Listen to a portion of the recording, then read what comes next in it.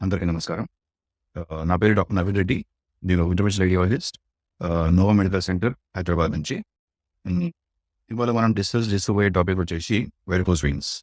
అసలు varicose veins అంటే ఏంటి? దానికి వచ్చే సింప్టమ్స్ ఎలా ఉంటాయి? దాని స్టేజెస్ ఏంటి? వాటి ట్రీట్మెంట్ ఎలా ఉంటుంది?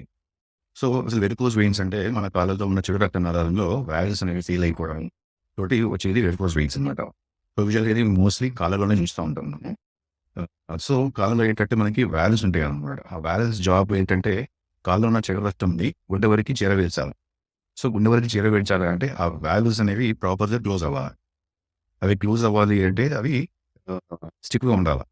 ఆ స్టిఫ్‌నెస్ అనేది పోయినప్పుడు మనకి బ్లడ్ అనేది రివర్స్ రావడం జరుగుతూ ఉంటుంది కాళ్ళకి.